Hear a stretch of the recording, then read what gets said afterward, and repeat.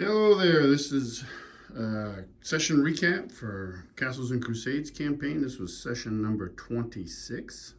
Had 3 players for this session. We had Barry with his henchwoman Brea, Cosmo, the halfling rogue, and Spraul, the dwarven cleric of the beer god Throster.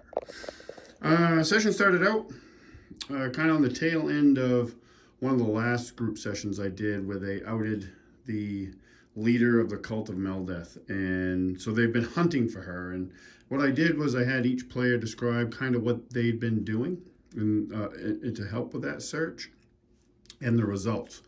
They got a little bit of information, not a lot. Like, she did a pretty good job of disappearing, but they did, do a really good search of the area.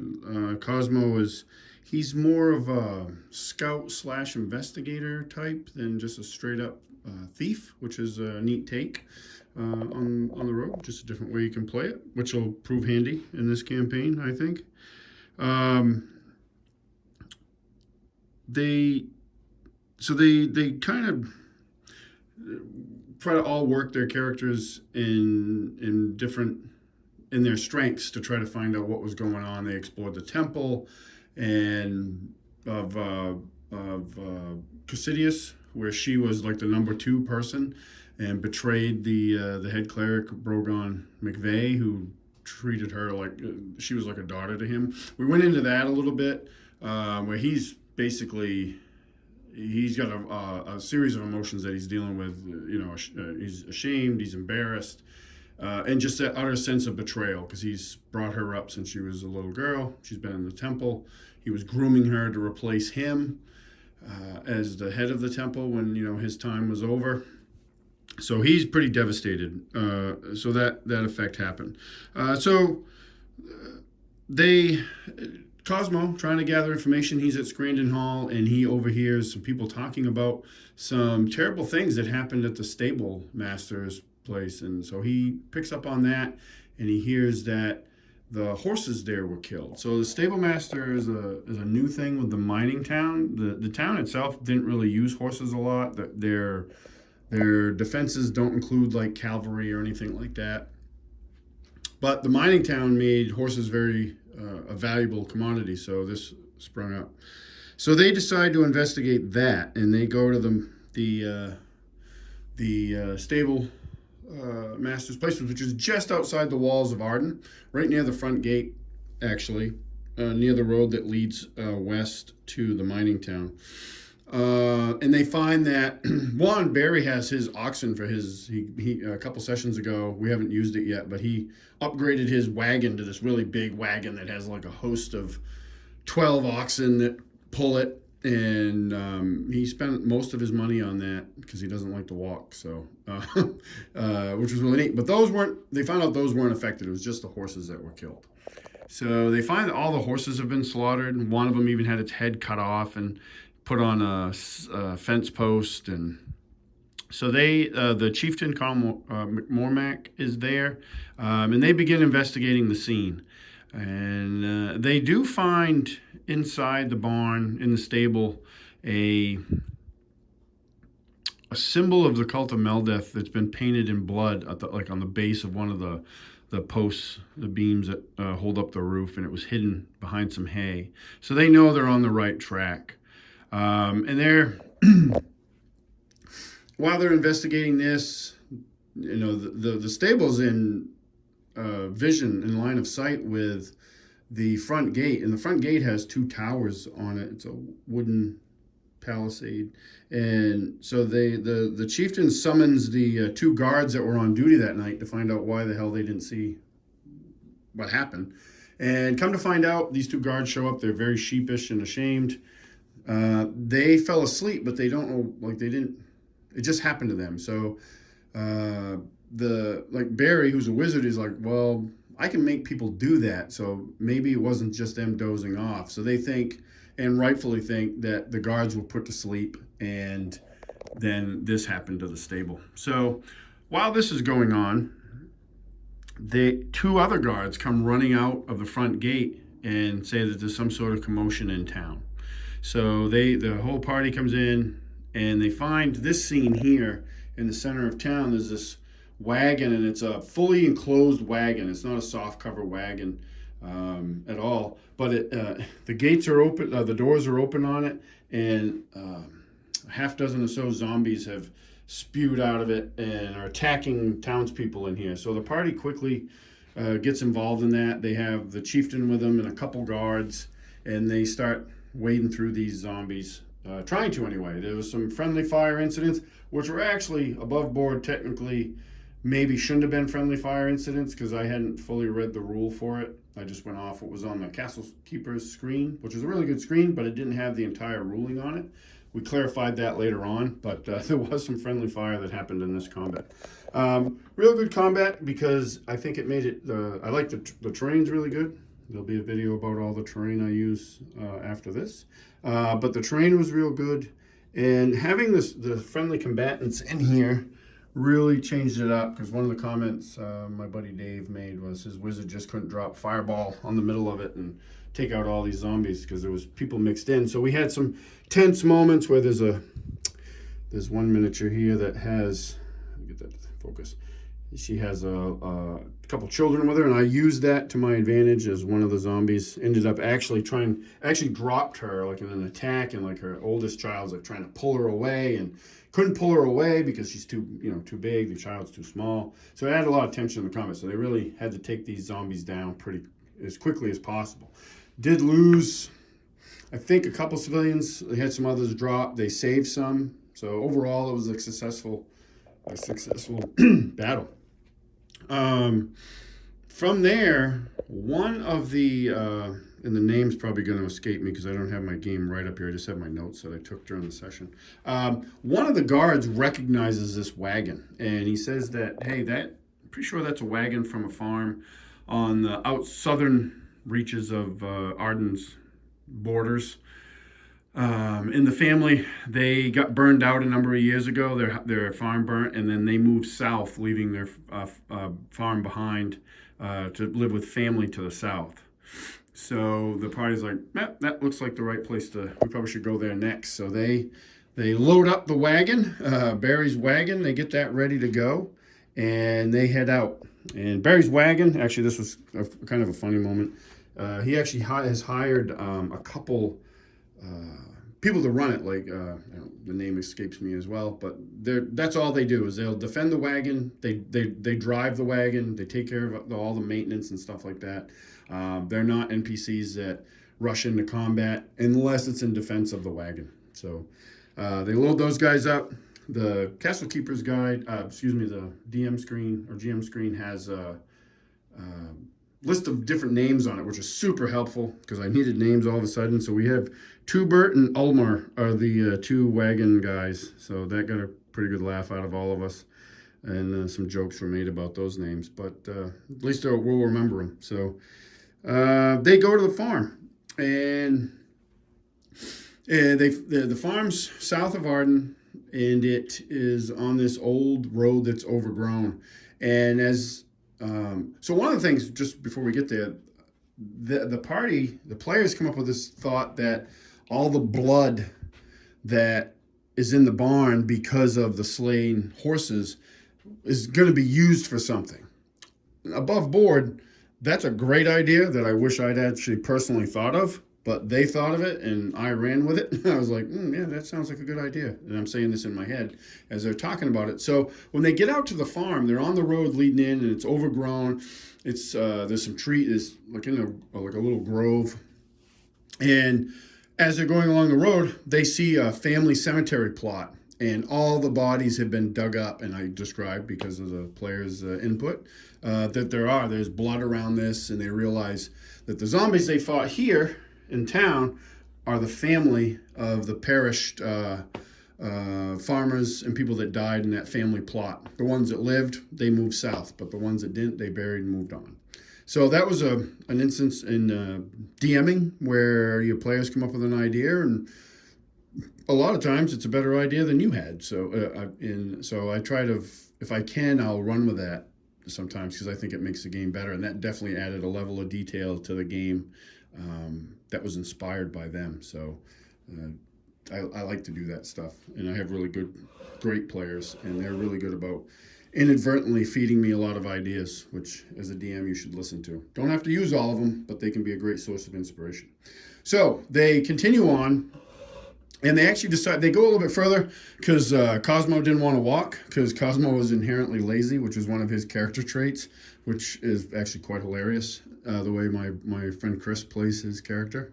So he didn't want to walk. So and Spraul is actually older. Of the Dwarven brothers, he's the oldest, so he also is not a big fan of long walks and hikes and stuff. So they drove the cart in a little bit further, but they did stop.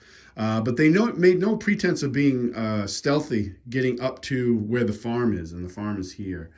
So I shuffled some terrain real quickly.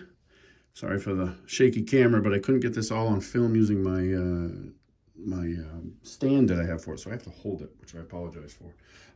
So they moved up to here. There was like this road, and when they stopped, initially Brea, who's a ranger, and kind of filling in for Lork while my boy's off at school and Lork's off doing his own thing, she says, yeah, there was a wagon that came through here. She finds the tracks, but the road, they're very careful not to leave a lot of traces on the road, but she did find wagon tracks. So the party comes up through here. They stop ahead of this, and move these guys. And Cosmo, like I said before, he's more of a scout than a straight up thieving rogue. So he tries to circle around the farm. And they see over here I describe on this side, there's a burnt out farmhouse, which I didn't put a piece of terrain up for. Then they have a barn that's intact, but the roof is sagging, but overall it's intact. And over here, they see some tents, which, excuse me, is indication that there's more recent activity. I got some garden beds over here, outhouse, and such. So Cosmo tries to sneak around, and I use the word try because I think he rolled a fumble. I may be wrong about that, but when he's sneaking around, he definitely gets spotted and crashes through the bushes and the trees and makes a ton of noise, in which which turn out to be three cultists come out of these tents and start coming. They hear it and come towards him. The rest of the party's over here on the road, and they see that he's about to be in trouble. Again, nobody made any pretense other than Cosmo when he snuck off to be quiet. So, and I had rolled stealth checks for two cultists hiding in the trees, guarding that road, and they were both very successful. So the party had no idea that there was actually two guys right there. So they see Cosmo start to get in trouble, and Barry starts to cast a spell, but before he can, he's hit with two crossbow bolts. Takes quite a bit of damage. That was a really powerful hit. And the fight is on. Cosmo ends up climbing up a tree to get away from these three guys, shooting crossbow bolts. With a little bit of success, a little bit of not success, the party, Brea engages. I don't know if she got into some arrow fire with these guys at first, but she ends up closing with them pretty quick. Between her and Barry, they do a good job. Spraul actually moves over to help Cosmo. He cast a spell on himself. I don't remember the name of it, but it basically was like this fire armor spell, and I hadn't read it yet. My friend Matt, who plays Spraul, read the spell and came up with it, and it, holy crap, it boosted the heck out of his armor class. Like, he had the chances of me hitting him were pretty slim, so he could avoid a lot of damage. Unfortunately, the dice were not on really the entire party side on this fight too much, and he didn't do a lot of hitting. Did some, cast some other spells, but that was a really neat spell. Like, that really made him very hard to hit. And it boosted his armor class well into the 20s. I think he had like a 25 armor class with it, which was crazy, especially for these cultists, which didn't have much of a chance of hitting him. So over time, the party is successful. There is some damage taken, I'm pretty sure, well, especially Barry. He took I think Barry might have taken the most damage in that fighting the cultists. He got hit, I think, again with a crossbow bolt. He did some stuff to offset it. Cast water armor on himself, which worked well. Excuse me. And they decide to move in. Once they've cleared it, they're like, well, we got to check the barn. So this was interesting. So I built this like I said, there's going to be a video all about the terrain, but this is the barn I built out of Warlock tiles. I'm going to try to move this, and it's probably going to be a mess, but we never really got into this top layer, and I'll get into why in a second. Yep, that's going to be a mess. But the lower level proved very challenging. So they move in to the barn, and I described typical barn. You know, it's got horse stalls here. It's open in this area, and there's a ladder. And they're like, well, we'll go up the ladder. They don't see much here. Well, this guy comes out of this room, and this is a scarecrow that is a construct. And it comes out and confronts the party, who is, like, at this point, they're here at the front gate, in the entrance, not the gate. A battle ensues, and this thing engages with Brea and hits her with it uses like fist attack. It has a big side, but in the write-up it uses its fist, and it hits and does decent damage. But the more telling part of it was every time that it hit, it took a point of constitution away from her, which that got everybody's attention. Anytime you start draining ability points on characters, because it's an older Castle Crusades kind of older style game with level drain is a thing, strength, you know, ability damage is a thing, and you don't know, they definitely don't know, like, what's the duration of this? Is this permanent? Is it not? So it can be scary for the characters and the players when their characters start losing levels or ability points. So he's doing that. Couple things happen. Cosmo runs into this room here, this stall here, and doesn't see, because it's dark and there's no window, that there's what looks like a zombie in there. And it does look like, it looks exactly like a zombie. And there's another one here that comes out and tries to get at Spraul. I think Cosmo ran in there and maybe fired a crossbow bolt or something. He never saw this zombie, and it comes up and it attacks him. And when it attacks, it's got a sword in one hand, but it doesn't use it. It just reaches out with his hand and reaches down and grabs him by the throat. And these were actually, they were undead. They're called coffer corpses. And I had never, in my whole time running games, 40 plus years, ever used them before. But they proved to be pretty tough. So what happens with them is when they attack, they try to grab your throat. And when they do, they lock on and they do damage. And in the subsequent rounds, they do automatic damage. Like, they don't have to roll to hit. They just lock that grip on. And really the only way to get them off is you got to kill them. And there's issues with that as well. So that happens. So you got to fight out here, trying to fight the scarecrow. You got this guy. Oops, sorry. He came out and he's trying to get a hold of Spraul. Spraul tries to turn him, and and he fails. That also happened in this fight, and I forgot to talk about that over there. Spraul tried to turn the zombies and failed. And the way turning works in Castles and Crusades is there's a time limit on. If you fail, you can't try to do the same type. You can't try to turn the same type again for like 24 hours or something like that. So not being meta, Matt, who plays Spraul, he tries to turn these guys. He doesn't know, and I haven't told him that they're different. I did tell them later. And coffer corpses are tough anyway, because if he could have been successful in turning them, but it was actually harder to turn them, which I described narratively, like just it was more difficult, and he fails again. Coffer corpses actually give off they give a cleric a negative modifier to their turn attempt because they're more powerful. Really tough enemy. They're only like 2 hit dice, but they have some really tough abilities. So, which we'll get into a little bit more. This fight goes on for quite a bit, actually.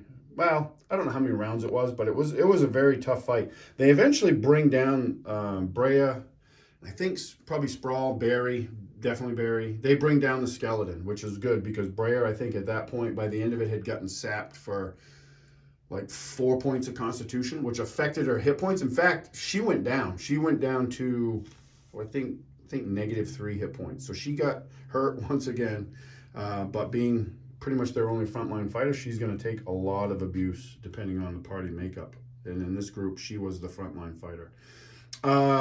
Cosmo also not doing well at all in here because he can't break the grip. He did, I think, got some attacks in. They end up dropping the zombie out here, the Coffer Corpse zombie out here. They come in. Spraul goes in to help Cosmo. Eventually, they drop. So there appears to be no more threats. Well, they're in the middle of patching. Spraul's like trying to patch people up. He's trying to patch Cosmo up in here. He does two different things. He casts a spell, I think, and he does some bandaging. That takes 2 rounds. On the second round, both the Coffer Corpses come back to life. And now the party has to roll a check. I don't remember what the save was, but it was against a fear effect. When they see this happen, these guys rise up from being dropped, and they're now back and attacking. That affected Barry and Cosmo, I believe. Yeah, I think that was Barry. I know it was Barry. They flee. They run. They're they're basically under the effects of a fear spell, and they run out of the barn and leave the other two. They leave Spraul and Brea to deal with these, and they drop them again, and then after they're dropped again, they go to bandaging and trying to heal each other, and they get up again, and they're like, what the hell? And this time, both of them fail their fear effect, and the fear effect only lasts a couple rounds. So they run out of the barn, and they meet Cosmo and Barry coming back because their fear effect's over. And they see these Coffer Corpses still alive, so Barry's like, the hell with this, and he launches a fireball into this barn, and per the rules of the write-up, I don't know if that would have eventually killed them, but the way I described it was they kept getting up, and then they would go down. They'd get up, they'd get down. And finally, because the flames fully engulfed this barn, they just did their undead bodies just were destroyed. Like there wasn't enough for them to keep reviving. So that was the way to finish it off. And the players figured it out. In the write-up for them, you need a magical weapon to hurt them. You can hurt them with regular weapons, but they won't die. They keep coming back. Really tough enemy. And like I said, never used them before in 40 plus years of running games, but they were a fun zombie. I almost put a couple in this encounter, and kind of glad I didn't. I'm glad I saved them. This encounter actually too, a little DMing behind the scenes. This encounter got modified on the fly because my original intent for this was pretty much kind of what happened. I wasn't originally, there was going to be more zombies. This was going to be full of zombies, but I'd already kind of used them. But I did like the Coffer Corpse guys, so I kept those. The Scarecrow was definitely there. That was a construct made by Tristana. And Tristana was going to be here.